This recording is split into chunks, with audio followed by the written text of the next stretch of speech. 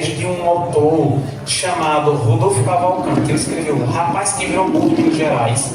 Ele vai contar um caos, uma história de um Mário, de um personagem chamado Mário, que ele vai matar a mãe dando a venância, porque ele era um rapaz completamente desajustado, segundo o cordel, e ele mata a mãe porque a mãe soltou o burro dele, ele chega em casa bêbado. Aquilo cria uma extrema comoção na cidade. Ele é preso. E aí o que ele deixa o cabelo crescer e começa a se transformar num animal, num burro. Que foi o motivo, a mãe dele ter solto, o motivo dele ter matado a mãe. E aí o cordel de Rodolfo Cavalcante vai dizer que essa história serve para dar um exemplo aos filhos. E aí vai referir a orientação sexual das pessoas como uma maneira de vilipendiar, de falar mal, de preconceitos em relação às pessoas que não são heterossexuais. E vejam, no final desse cordel, em que o filho vira um animal, um burro, o Rodolfo Cavalcante diz assim: filho que responde aos pais só anda no mau caminho, nos bares tomando cana, de cabelo crescidinho, esmulumbando sem sexo, querendo mudar de sexo, se sabe pelo jeitinho. Vê-se hoje rapazinho usando bolsa de lado, se requebrando nas ruas, com o lábio todo pintado, usando brilho na orelha, até sobrancelha, juro que é efeminado. Nós vemos aí um discurso preconceituoso, em que associa um crime hediondo, que é um filho matar a mãe, a um comportamento sexual, que efetivamente não tem relação nenhuma. Então, se tenta endemonizar, criar um preconceito em relação às relações afetivas das pessoas que não são heteronormativas. No outro cordel, tem muito a ver com quem gosta de usar cabelo grande. É dos anos 80 também. Resultado dos cabeludos de hoje em dia. E o Rodolfo Cavalcante diz assim: vê-se um rapaz decente, parecendo uma donzela, com cabelo comprido, alguém diz, é ele ou ela? Nesse caso, ele vai associar a moda dos cabeludos, não pode continuar, do contrário, a juventude irá se degenerar. Ele associa a indumentária, os cabelos grandes, a feminilização do homem. Então nós vamos ver aí o chamado estereótipo de gênero, que é a construção de ideias de feminilidade, de masculinidade, do que é mulher e do que é homem. E quem sai desse modelo é condenado. E é condenado a partir do quê? A partir da insinuação da sua sexualidade. Porque nenhum dos dois cordéis, as personagens, elas são homossexuais. Mas o fato de um ter matado a mãe e o fato de outro usar o cabelo comprido é associado à homossexualidade, demonstrando que todo o preconceito que as pessoas sofriam e ainda sofrem por não obedecer aquele comportamento que o Christopher Foucault vai ter na sua sexualidade, que é o comportamento heteronormativo, e que o poder, a sociedade diz que quem não seguir tem que ser condenado. Então, só para encerrar, há um outro cordel, veja o nome do cordel: Discussão do Macumbeiro e o Crente, é de Gonçalo Ferreira da Silva, também dos anos 80. Ele vai colocar um crente e um macumbeiro, que ele chama de pilantra, e cada um vai estar numa praça pública defendendo sua opinião. Veja, é um assunto de religião, não é de sexualidade. E aí, o crente vai debochar dos orixás. O macumbeiro, para agredir o crente, vejam como eu disse, o crente debocha dos orixás em praça pública, tá a população toda assistindo, se assim descreve o cordel, e o macumbeiro, que é assim que a personagem descrita, o pilintra, vai responder assim, como uma maneira de ofender o crente. Vejam só. Ele diz o seguinte: juiz precipitado até o momento presente, não sei porquê, todo crente tem a fala de viado. Ou seja, o macumbeiro, o pilintra, como uma maneira de ofender o seu rival, o crente, vai dizer que ele tem um jeito afeminado, que ele é viado. Ou seja, a própria orientação sexual, chamar alguém pela sua orientação, é uma maneira de xingamento e de injúria. A gente está dentro de um contexto de uma ditadura militar, a gente está dentro de um contexto de uma sociedade preconceituosa, de uma sociedade que vai associar crimes hediondos à orientação dos sujeitos, em nenhum momento nesses cordéis, esses sujeitos que aparecem, eles se assumem como homossexuais, mas a homossexualidade aparece aí como maneira de preconceito associado à criminalidade, a maneira de usar, por exemplo, um cabelo comprido, ou nesse caso, a maneira de injuriar o comportamento do personagem crente desse cordel de Gonçalo Silva dos anos 80. Gente, passando agora, eu vou falar bem rápido dos anos 2000. A sociedade muda, o nosso pensamento muda. Nós evoluímos, pelo menos assim, a gente acha que evoluiu, né? Porque o ser humano sempre está voltando atrás de muito conservadorismo. E nos anos 2000 nós vamos encontrar cordéis que vão refutar esse pensamento. Só a nível de entendimento, tem uma cordelista que aqui eu procurei justamente ela, porque ela é aqui do Ceará, chama Salete Maria, não sei se vocês já ouviram. Botem assim, cordeliando Salete Maria, que vocês vão dar nesse site. Aqui, ela é do Ceará, do Crato. E ela tem vários cordéis. Vejam os títulos. Grito do Mal Entendido, o Dia do Orgulho Gay, onde ela vai dizer que durante as paradas GLS é o dia que marginal virou rei, falando do orgulho LGBT. Ela, nos seus cordéis, vai descrever também o símbolo, né, do movimento gay LGBT, que é a batida policial no bar Stonewall, em Nova York, na década de 60. E aí tem um especial, ela tem um cordel que está online também, chama-se Maria Helena. Vejam como ela vai, de maneira irônica, falar do amor dessas duas mulheres. Eu vou ler um trechinho do cordel. Maria ama Helena. Helena ama Maria. Maria ama Helena. Helena ama Maria. Assim dizia a novena que os meus ouvidos ouviam. Intercalando o bendito com leituras do meu ser, tirei o dito, o não dito, fiz a reza estremecer, a cordel fiz um cordel, tatuando no papel um romance pererê.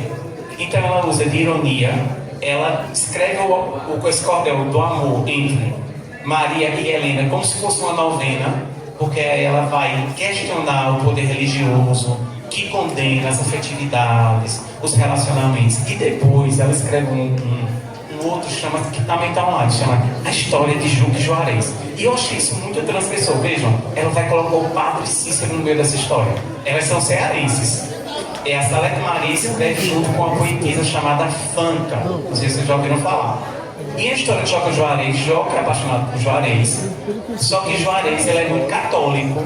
Ele frequenta a paróquia de Padre Cícero e vai lá pedir conselhos falando do seu amor por Joca. E aí, Padre Cícero, segundo as histórias populares, dizia o seguinte, o cordel. E no confessário é dito assim a ele, que homem que amava outro homem viraria lobisomem. E a gente sabe que a figura do lobisomem, não sei se vocês se lembram, nas cantigas, eu pelo menos em Caruaru, sou de Caruaru, a gente quando brincava no meio da rua, pelo menos na minha rua não tinha divisão de gênero. A menina brincava na brincadeira dos meninos, que era policial e ladrão, e a gente que era menino brincava nas cinadas de roda com as meninas. E eu lembro que tinha uma cantiga que era assim, homem com homem, lobisomem, mulher com mulher, jacaré, já ouviram? Veja, isso está na infância, é a condenação, a bestialização das relações homem-mulher afetivas. Duas mulheres não podem se amar, elas vão virar o quê? Animais. Isso vem de uma história o quê? De construção da Igreja Católica, da bestialidade, que é desde a Idade Média, vai para o cordel, para as relações afetivas amorosas entre dois homens e duas mulheres. E nesse cordel Joca Juarez é o Padre Cícero que está dizendo isso a Juarez, para ele, né, não seguir à frente com esse amor por Joca. Joca é um boêmio, etc e tal. E aparece de repente a Fanca, essa Maria, coloca uma prostituta lésbica e artista. Veja, esse cordel, a história dele passa no início do século 1906. Porque as mulheres artistas sempre foram associadas ao quê? À prostituição, etc e tal. E aparece essa personagem que vai questionar muita amizade de amparo com o Padre Cícero. Essa amizade é mais do que política. Você não pode falar do amor de Joca Juarez. Ou seja, é um cordel que vai questionar a amizade do Padre Cícero com outro, porque eles são homofóbicos, diante desse discurso. E as duas, que por acaso Franca é do Crato, então ela tem autoridade suficiente para falar dessas personagens desse contexto. E aí no final o cordel é uma lição de que Joca Juarez tem que perceber a hipocrisia social para poder sair desse contexto. E aí, só a nível de mostrar a vocês, depois se vocês quiserem mostrar, eu tenho aqui um cordel, Os Viadinhos Amigados dos anos 80, que na xilogravura são dois homens que são descritos como animais, como bestas, porque a bestialização que está nas nossas brincadeiras, né, homem com homem, lobisomem, é uma inserção muito forte cultural e que perpassa para a literatura de cordel. Só que nos anos 2000 esse discurso muda, a sociedade muda. Isso aqui é uma outra poetisa da linha Catunda. Olha que bonito, já mudou esse cordel. O menino que atravessou o arco-íris é um menino no arco-íris que vai buscar um pote de ouro. Vejam que a bestialização de dois homens, né, com metade animais e todos deformados, passa para um menino no arco-íris buscando um tesouro. Então, o discurso no cordel ele vai modificando, porque a sociedade modifica. E eu estou falando isso aqui, eu queria muito que vocês todos e todas prestassem atenção. Em 2019, o STF comparou o crime de racismo com o crime de homofobia que em relação à discriminação sexual e à orientação de gênero. Homofobia é crime. O que acontece? Esses discursos, nesses cordéis que nós lemos agora, nós não podemos mais aceitar. O discurso homofóbico é crime, é preciso fazer denúncia. A literatura de cordel é a expressão do povo para o povo. A sociedade muda, a mentalidade muda. E nós temos que combater os discursos de preconceito, discriminação e violência. As pessoas que representam a comunidade LGBTQIA+, elas vivem um cotidiano de violência extrema. E esses discursos populares que a gente aprende na infância, e agora eu lembrei de uma coisa, vocês lembram da música de Mato Grosso? Que não fala exatamente sobre a questão LGBT, mas que ele se inspirou na educação portuguesa, que é vira homem, vira lobisomem. Isso tem muita cultura popular, da questão de ser homem e ser o animal, o lobisomem, a besta, aquele que se corrompeu, que está associado muito nesses cordéis homofóbicos a questão da relação homoafetiva, lesboafetiva, e a mulher com mulher jacaré. A gente precisa se construir. Eu digo aqui, vocês que são alunos, professores, críticos, a gente tem uma poetisa aqui, Belinha, não podemos mais aceitar na literatura popular, na literatura de cordel, nem mais um discurso homofóbico. Nós temos que nos posicionar contra, se nós formos algum tipo de tertúlia, que nós escutemos poetas e poetisas declamando versos homofóbicos. A literatura de cordel mostra a história da mentalidade do povo. E nós temos, e mostra a evolução desse pensamento. E hoje, com tudo isso que nós aprendemos, com as teorias que surgem, com acesso à educação, à formação, às universidades que têm Serra Talhada, e, modesta parte, a UASP é a pioneira e ajudou no desenvolvimento dessa cidade. A UFRPE, há 19 anos que chegou aqui, e com essa leva vieram outras universidades públicas, e a gente tem que acreditar na universidade pública e gratuita, e a gente tem que combater posturas de violência e discursos homofóbicos. Não há mais espaço na literatura de cordel para produzir isso. E se vocês estiverem em qualquer lugar que alguém leia um poema que escreva hoje, isso é histórico, está aqui, a gente não paga, a gente reflete. Mas hoje em dia, se vocês conhecerem alguém que escreve um cordel ou uma poesia popular para fazer chacota, injuriar e discurso de violência com quem não representa o padrão heteronormativo, vocês têm que denunciar, porque isso é crime. Muito obrigado.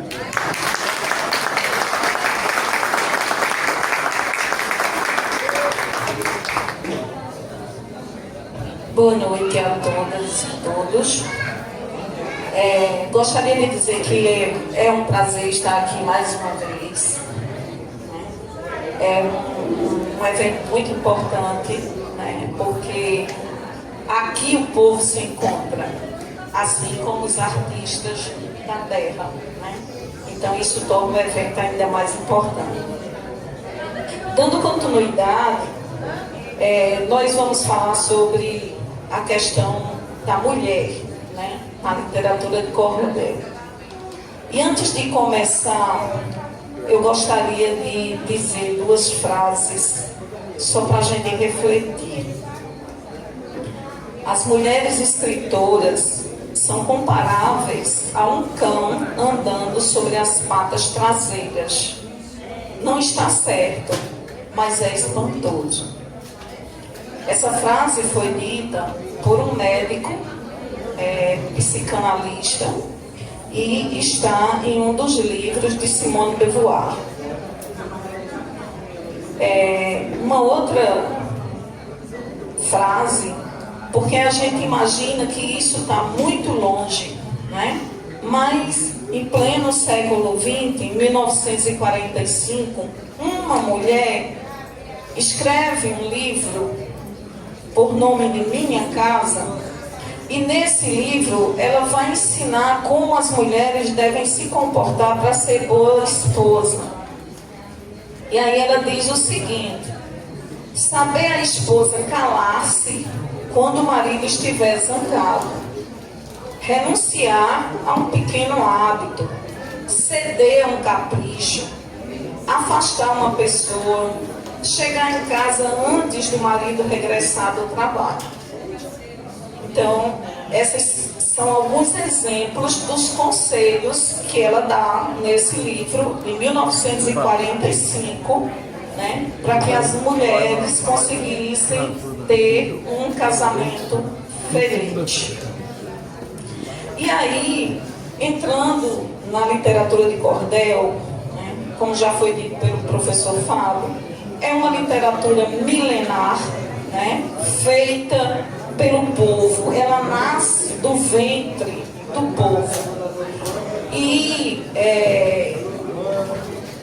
mesmo sendo uma literatura tão antiga, né, nos chega aqui pelas mãos dos portugueses, mas dentro das inúmeras coletâneas que existem sobre a literatura de cordel, não tem o nome de uma mulher. E a gente sabe que a mulher produziu literatura desde sempre, né? Só que elas eram invisibilizadas, ignoradas, apagadas. Então, nessas coletâneas, só tem os poetas e não as poetas, porque eram consideradas pessoas inferiores cognitivamente, né, que não tinham capacidade para criar arte, principalmente a literatura. Então, a literatura de cordel sempre foi um território masculino, né? E justamente por ser um território masculino, essas mulheres, dentro da literatura dos homens, elas eram vistas de forma estereotipada. Ou seja, davam a elas atribuições que não é a fala, a voz, né? Não é o lugar de voz dela, e sim deles. Então, essas mulheres ou eram vistas como fracas, frágeis, ingênuas, né, que precisavam sempre de um herói, sempre da figura masculina para estar ali, né, dando uma mão, ou elas eram mostradas como sedutoras, cruéis, maléficas, né, malvadas, prostitutas, né? Então, as mulheres sempre foram vistas, né, dentro dessa literatura dessa forma. Por isso, muitas mulheres, elas mesmas não iam a eventos ou a feiras onde tinha leitura de literatura de cordel, justamente porque elas eram xingadas, aviltadas o tempo todo, e elas não queriam presenciar isso. Como o professor Fábio falou, né, sobre a questão LGBT, que era feito de forma sarcástica, né, para zombar, a mesma coisa se fazia também com as mulheres. né? Então, depois a gente vai ter assim, algumas nuances, né, de algumas escritoras mulheres, mas pouquíssimos pesquisadores vão se aprofundar nisso, né? Entre eles estão Câmara Cascudo, Leonardo Mota, mas assim, muito pouco, muito sutil, né, essa perspectiva. Então, a partir de 1930, a gente já tem algumas perspectivas femininas dentro do cordel, como é o caso de Maria das Neves Pimentel e Maria de Ataíde. Só que aí tem um caso curioso, porque a Maria de Ataíde, que era filho de João Martins de Ataíde, que é um grande cordelista, ela fazia todas as capas para os cordéis do pai. Mas ele não reconhecia a arte dela mesmo assim. Ele dizia que colocava para não ter que gastar dinheiro com outras pessoas pagando o cordel, era melhor dar um dinheirinho para a filha ter com que gastar, né? Mas não reconhecia a arte dela. E ela não só fazia as capas, como também escrevia alguns cordéis. Isso foi dito depois pelo irmão e pela madrasta, né? Já a Maria das Neves, ela usava um pseudônimo masculino, né, que era o nome do marido. Ou seja, a mulher sempre estava por trás dos homens, né? Elas sempre estavam, de certa forma, com um sentido de proteção para não sofrer os aviltamentos da sociedade. Elas ficavam à sombra, né, desses homens. Então, isso, né, a partir dos anos 80 já, é que se começa realmente a fazer pesquisa sobre a historiografia do cordel, vendo essa figura feminina, a presença da figura feminina. E aí começam a aparecer essas mulheres, né, que antes não apareciam. Então, essa invisibilidade motiva algumas pesquisadoras, né, como Fanca Santos, que vai escrever o livro delas, né, justamente uma coletânea em que ela vai colocar cordéis de mais de 300 mulheres. E essa coletânea dela é até 2010. Nós estamos em 2025. Isso quer dizer que nesses 15 anos tem muita coisa aí, né, de literatura feminina para se ver. Da mesma forma, a partir dessa última década, principalmente, a internet hoje em dia é considerada o maior meio, né, de espalhamento da literatura feminina, né, do cordel, principalmente. Então elas aproveitam a internet e aproveitam muito bem, né? Então em 2020 nasce o movimento Cordel Sem Machismo, e junto com esse movimento vão se agregar também outros grupos, né? Cordel e saia, cordel de peito, né? Sertão, mulher. Então são outros grupos também que se agregam a esse movimento para unir forças, né, e fazer realmente a disseminação dessa arte, né, de mulheres. E aí isso é muito importante porque mostra que a historiografia do cordel está crescendo, né? Ela está mudando, a cara está mudando. Quando a sociedade muda, a arte muda, nosso olhar muda, né? Porque a literatura são os olhos do homem para o tempo, né? Para o mundo em cada época. Então, isso vai mudando. E hoje a gente tem uma historiografia já com a presença feminina. Então, a gente sabe que tem ainda um caminho muito árduo, né, pela frente, para poder resgatar essa autoria. Mas a gente também já sabe que o cordel já está nas escolas, já está na academia, né? Logo quando eu comecei no ensino superior, eu me lembro que uma determinada aluna me perguntou: professora, eu posso levar o cordel para a escola no meu estágio? Eu disse: pode, como professora de literatura, né? Pode, claro que pode, deve, né? O cordel é nosso, então a criança precisa. E a professora de estágio proibiu. Disse que aquilo não era literatura de levar para a escola, né? Faz algum tempo isso, já faz mais de 20 anos. Isso não quer dizer que eu seja tão velha, né? Mas é mais ou menos por aí, né? Então, que bom que hoje mudou, né? Que a gente vê o cordel nas escolas, trabalhos como o professor Helder Pinheiro, da UFCG, lá de Campina Grande, a professora Ana Marinho, da UFPB de João Pessoa, né? São trabalhos muito interessantes que mostram essa perspectiva do cordel dentro da escola, que ele deve ser levado para a escola. Então, voltando à historiografia, os exemplos, né? A médica, professora e cordelista cearense Paola Torres, a primeira mulher a assumir a presidência da Academia Brasileira de Literatura de Cordel, depois de 32 anos de fundação da academia. Então, ela é a primeira mulher.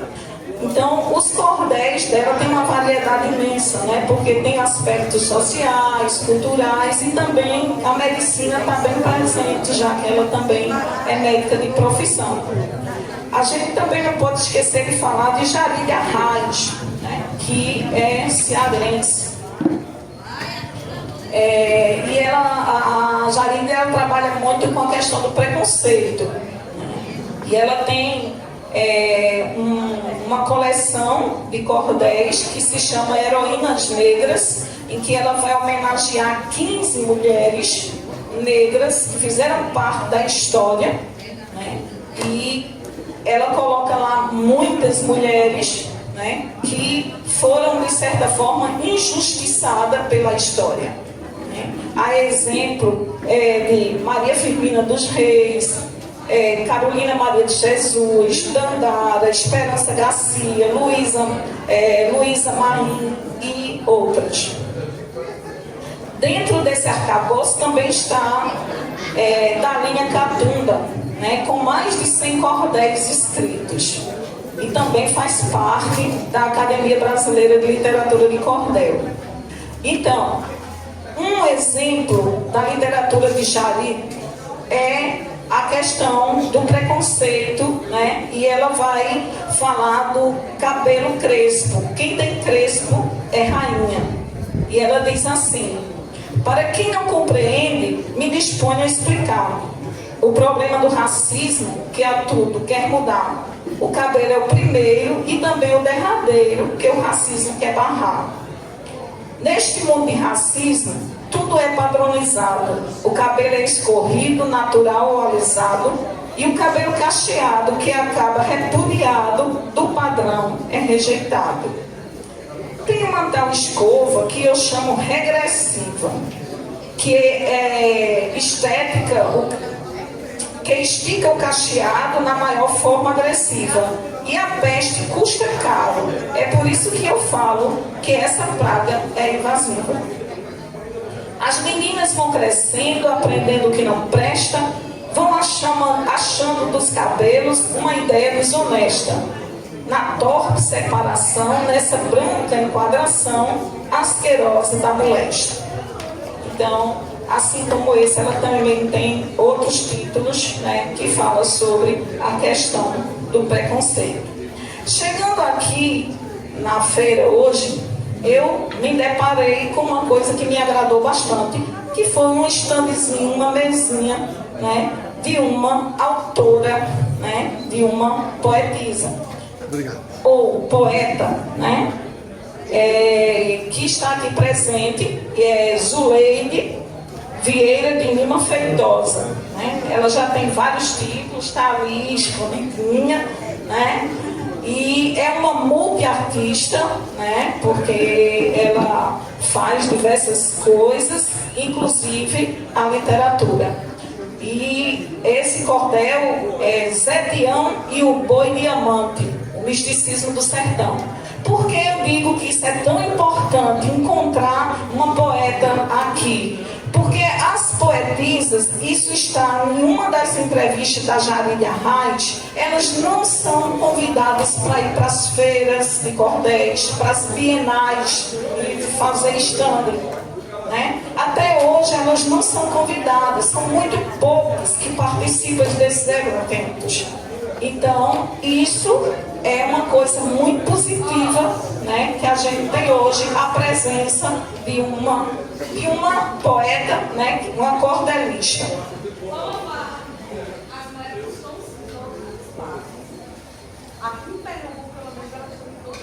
Mas isso ainda não é uma coisa tão dinâmica quanto a presença masculina, né?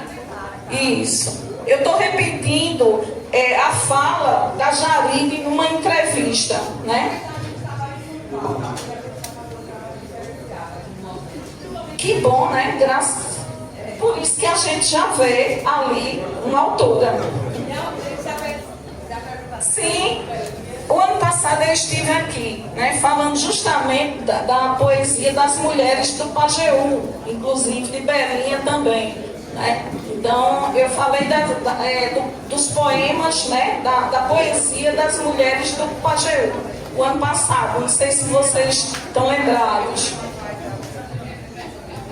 Então, hoje em dia, mesmo com a questão da presença feminina, a mulher ainda tem a participação muito menor do que a masculina, né? Você chega ali na mesa, pode pegar, deve ter vários cordéis ali, pode procurar um cordel feminino. Não tem. Eu fui lá, assim, cheguei, né? Não tem. Então,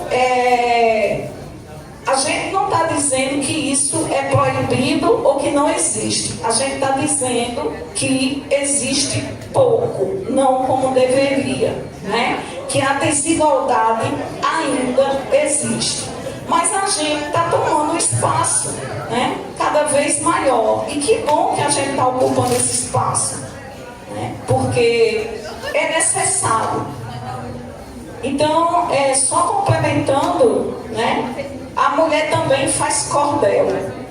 Esse é um título de Salete Maria da Silva, é um prêmio de segundo lugar do Nacional de Literatura de Cordel, né, que ela ganhou em 2005. Ela ganhou o prêmio, né, em segundo lugar de Literatura de Cordel. Ela é da Bahia. E ela diz assim: folheto de cordel, que o povo tanto aprecia, do singelo menestrel, a mais nobre academia, do macho foi monopólio, do europeu foi espólio, do nordestino alforria. Desde chegou na França, Espanha e Portugal, recebido como herança, de caravela ou não, o homem o escrevia, fazia a venda e lia em feira, porto e quintal. Se agora a gente vê mulher costurando rima, é necessário dizer que de limão se fez lima. Hoje, o que é limonada foi a água podre parada, salobra com lama em cima. Então, ela quer dizer que a arte da mulher era enterrada, né? Era uma coisa que não era vista. A mulher fazia arte, mas ela era enterrada literalmente, né? Tanto que muitos homens assumiram a arte da mulher em nome deles, para não dar o direito a elas, né, de ser escritoras. Então, a gente está no século XXI, né? Em meados da segunda década já do século XXI. A gente já está quase alcançando a terceira década. Alguma coisa tinha que mudar, né? Alguma novidade a gente tinha que ter. Por isso que eu disse que fiquei feliz, né, com a presença de Zuleide. E complementando, só para finalizar, Socorro Almeida, paraibana de Campina Grande, essa que vos fala, tem alguns títulos também de cordel. Entre eles está Goiânia, a Realeza do Nordeste, Brasil 500 anos, Conselho Matuto, e agora presidente, o cabra que apanhou no busão, quem é o oficial de justiça, entre outros, né? E eu vou só colocar para vocês um trechinho do cabra que apanhou no busão. Ele está na segunda edição, mas infelizmente também já foi esgotada. E começa assim: ao cabo amigo leitor, eu agora vou contar a história de Irana, que já deu o que falar, quando em um coletivo fez um cabra sangrar o tarado do busão em que ela foi viajar. Começa a viagem tranquila, pega um livro para ler. Alguns minutos depois começou a perceber que havia uma mão boba querendo lhe conhecer. Ela aflita não sabia como devia proceder. Começou a agonia, não sabia o que fazer. Se encolhia, se afastava, pensou até em descer. Na cabeça 1000 ações ela pensava em fazer, mas a mão ia e voltava e ela a se contorcer. Pensou então em gritar, mas o sujeito safado claro que ia negar. Isso é próprio do tarado. Pensou também em mudar para o assento ao lado, mas achou que o sujeito era um desaforado. Muita coisa ela pensou em fazer com o sujeito.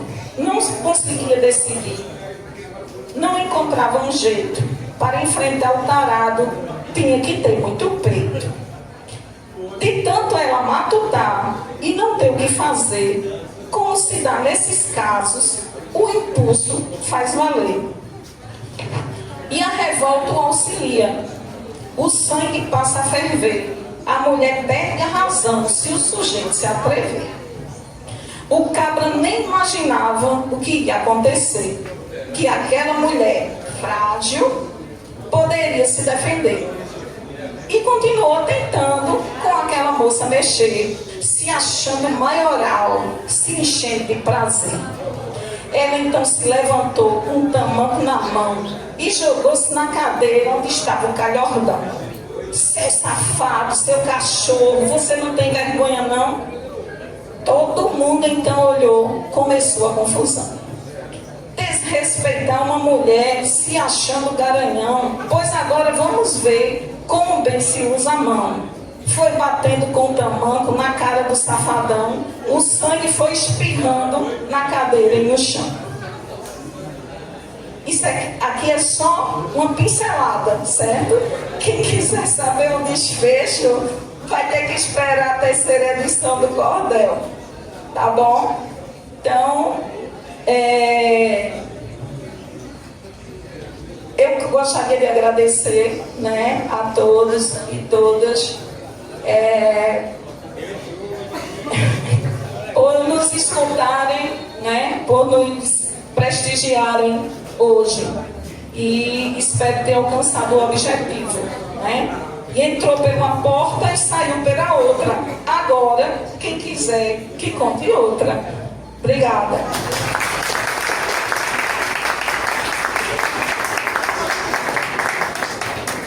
Se tiver alguma pergunta, algum comentário, alguma coisa que a gente possa, estamos à disposição.